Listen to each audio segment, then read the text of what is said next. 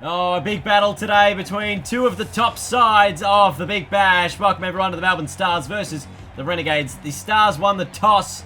They elected to field, as you can see, second versus third here. Both sides 3-1 at the moment. Going to be a big challenge for both of them here at the MCG. The Stars will be looking to get off to a flyer with the ball.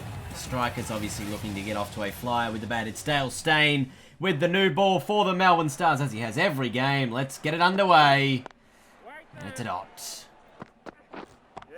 This time Weatherall goes over the top. Is it into the gap? It's 4. And we talk about today, we're going to be seeing how much we can see from this this Strikers side. Obviously Jake Weatherall, one of the leading run scorers in the competition. He's the highest scoring player for the Strikers. This is a big shout and given. Umpire puts the finger up. Nathan Coulter-Nile gets the first wicket. And it's Alex Carey gone for a golden duck. First ball. The next ball, or a couple of balls later, Travis Head is in. And diving to his right-hand side is Coulter-Nile. Can't take the catch. Big missed opportunity there for the Stars. Could have had 2 quick ones. And we have seen on a couple of occasions the Stars have got off to really quick starts. And now they're trying something different. Adam Zampa in the power play, and it's worked. Oh, straight away. This is quite a crazy looking dismissal. Zampa goes the wrong and it almost overspins enough to get the top edge of Jake Weatherall, and a good chance taken by Hanscom behind the stumps. Oh man, that is some ripping bit of both keeping and bowling. So the idea of bowling Zampa in the power play in just the third over has worked so far. Just 1 ball in. I know that this is going to go for a boundary by Cameron White, but the Stars, they'd be thinking already.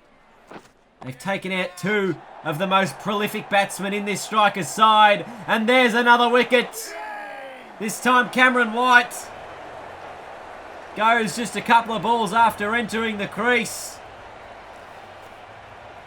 And it's Adam Zampa who has 2 wickets in the power play. The Strikers already 3 down.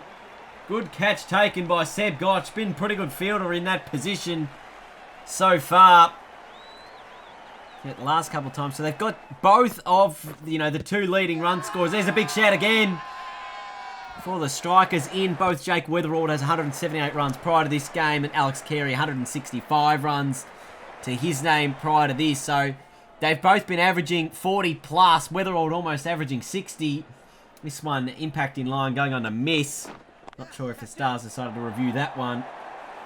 But it has gone not out. And now Lehman can hit it to the boundary for 4. But it needs to be a bit of a recovery now from Travis Head and Jake Lehman. Obviously Head very lucky to not be caught out by Coulter-Nile on his second delivery. So Travis Head now needs to play a bit of a role. That one, he's chipped straight back to him. No questions about that. Coulter-Nile has another. The Stars have 4. And the Strikers are in strife. We have a look at this one from Coulter-Nile. Just a genuine half volley that has been hit straight back to him. Didn't really need a move at all. The Strikers 4 for 30. Still inside the power play. And it is a world of trouble for them now. Great decision by the Stars, obviously, to win the toss and bowl first.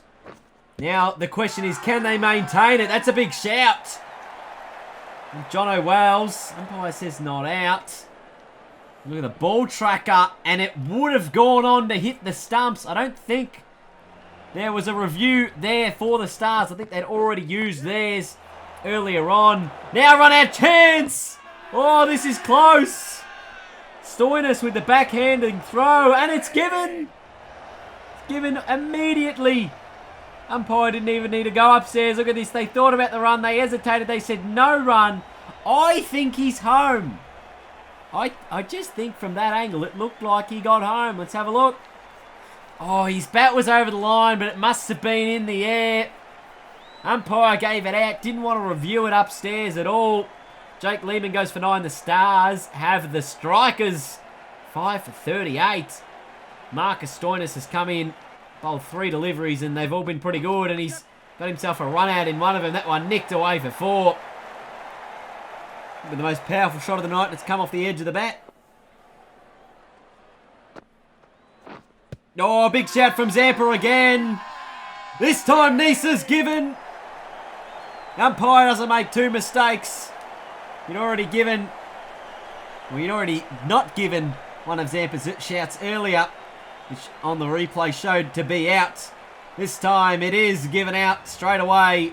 Nisa goes for 1. The Strikers 6 for 46. Zampa's got 3. And now Lamachane's got 1. Lamachane. I can't really remember how to pronounce this one, but that's a beautiful wrong, and not too sure what kind of shot was being played here. Completely over the top of the ball on the back foot by Jono Wells. 7 for 46. Peter Siddle out to the middle. And there's just been 9 overs. So the Strikers looking for almost a record low score in the Big Bash. And another edge. Rashid Khan gone. Let's have a look at what the Big Bash lowest score is in history. And it was the Scorchers all out for 69. So, at the moment, do you think the Strikers very much in with a chance of having that unwanted record? It's now Ben Lachlan and Peter Siddle at the crease. They'd need to get a further 22 runs to avoid having that lowest score ever to their name. Stars, well and truly in control. This could be a run out. I think it is. Hanscom throws the stumps down. Crowd, not too sure about it. We'll have a look on the replay. How close was it here? Are the Zing Bales lit up before he gets past the line? Yes, they are. So Ben Lachlan, I think it is. He's going to have to go. The Strikers are going to be 9 wickets down. And they're 9 for 51. The Stars just need 1 more wicket before they can head out there and bat. It's Billy Stanlake out there now. Adam Zampa 3 for 11. His figures from 4 overs. Absolutely superb bowling from him. It was a brave decision to bowl him in the power play, and it ended up paying off for them. And now Sandeep, the other man, bowling with the spin as Billy Stanlake smashes that one down to the ground. They're now 9 for 61. A further 8 runs required to not get this world's lowest total in the Big Bash. Or was there an edge there? Not quite. So they survive 1 more ball. 9 for 66. That one in the gap. Is it going to be 4? It is. So the Strikers, luckily for them, they don't get the lowest score ever of 69. Just 1 more than that. 70 runs. But they'll take it because it means that they are not the lowest score in history of the Big Bash. They are now the 2nd lowest score, of course, in Big Bash history. And obviously a very disappointing innings. We've got to look at it from that point of view as well. Just 70 runs they managed to get from 13.1 overs. Talked about Zampa's bowling, very good there. 3 for 11. Coulton 3 for 15. Sandeep 2 for 14. And there was 2 run-outs as well there. So everything going the Stars' way. And now they can really cruise in this run chase. They won't need to, I guess, play too aggressively. But it is a big opportunity for the Melbourne Stars to pick up some net run rate, some valuable net run rate. And it could arguably put them at the top of the table. Obviously, the Renegades, the only side on top of them so far. And wouldn't that be such a mouth-watering clash on the return fixture? Obviously, the Renegades, the only team to beat the Stars so far. The Renegades beating the Stars in the Big Bash final last year. This one from Stoinis is pulled away for 4. And already the Stars look likely, they look lively, and they look like they're going to finish this game off. You'd think relatively quick smart, although Nisa gets an edge. And he gets the wicket of Marcus Stoinis. Yes, I think it was Nisa. I'm not I'm not too sure. Might have gone prematurely there. Yes, it was, Nisa. So now Maxwell to the middle. He finds a gap on the offside, and that's 4. Now we look at what the Stars need to do from here, obviously. Oh, there's a run out. Ben Dunk is nowhere in frame, as this is a direct hit. The umpire has no choice but to give it out, and the Stars have now lost 2 wickets early. They just need to be a little careful. It was Jono Wells with a ripping left arm throw there. Stars 2 for 17, lost both their openers, Nick Maddinson in the middle. But they just need to calm down here, the Stars. There's no need to be taking any sort of risky ones, risky twos, because they just need 50 runs with about 100 balls to spare. So there's not a massive reason to be taking risks for the Stars. As see 4 byes go through from the Stanlake delivery there to finish off that over. Stars now 2 for 27 as Maddinson gets in on the act. 1 bounce 4 over cover. You feel like the Stars are going to get home pretty comfortably here. It's just sort of a matter of time. They're going for another quick run, and it could be another quick run out. Gee, the Stars are doing everything in their power. What is this? Is this out? Not out, according to the umpire. Geez, it was very hard to tell on that replay. This one not going to get over the top from Maxwell, and he's got himself out as well. So the Strikers, they're doing as much right, I suppose, as they can. And the Stars just need to continue to not do things like this, I suppose, has got to be the main strategy. That one just obviously hung in the air and ended up getting it Maxwell out. Hanscom now, the man who saw the Stars home in the last match, or got them the big score, got himself a half century. I think Peter Hanscom might be the leading run scorer for the Stars.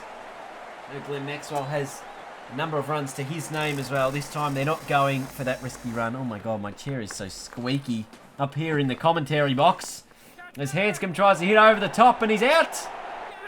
They're now 4 down, the Stars, but I mean, if you look at it from a realistic point of view, they just need 18 runs from the next 13 overs.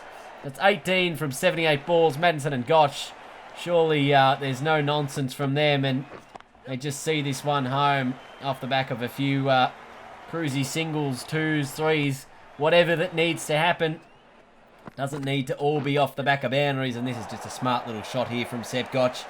They should be able to pick up 2 quite comfortably. The bowler has to field it. Surprised the man in the deep didn't come in to field that one. Could have done a bit better. It's now 7 more runs for victory for the Stars. Seb Gotch tucks it away for 2 behind square on the onside. Now on to fine leg. 5 more to win, and another wicket. So a few of the Strikers bowlers picking up, I guess, some fantasy points with their wickets. Peter Siddle now into the middle. It's 4 to win. And Hilton Cartwright has hit the ball for 6. So the Stars secure victory in what was, I'm going to say, a very convincing win. The batting performance wasn't super convincing, but in a clash of the top of the table, it probably didn't quite ever hit the mark we would have expected from the quality of these 2 sides. The Stars getting home by 5 wickets. We'll take a look at some of the highlights from, I guess, the Stars batting perspective, because there wasn't, I guess, really too much to look at from a perspective of the Strikers in their batting innings. Obviously, there was some quality shots all around from the Melbourne Stars players. Maxwell slapping this one to the boundary for 4. But let's check out the scorecard. And in the end, the Stars, probably with their best run rate, I think, of the tournament so far. They went at 7.3. Run rate or just underneath that. Just chasing down the 70 in 10.1 overs. Peter Siddle top scoring for the Strikers with 13. Nick Maddison's 20. The top scorer for the match. And that was for the Stars. Adam Zampa, the player of the game, 3 for 11 from his 4 overs. Very economically good. And just took wickets as well. So it's just an all-round beautiful bowling performance from the Melbourne Stars. And a good fielding performance as well, with a couple of run-outs involved. The Stars now move up the table once again. And I wonder who they play in the next round. Who do they play in round 6 of the Big Bash? That's going to be an enthralling one. They've got the Brisbane Heat coming up, who are sort of down near the bottom of the table, but that's going to be an interesting clash. If you enjoyed today's video, make sure to smash like as the Melbourne Stars win Game 4 in a row after losing their first match of the Big Bash. Thank you guys so much for watching, and until next time, we'll see you all later. Goodbye.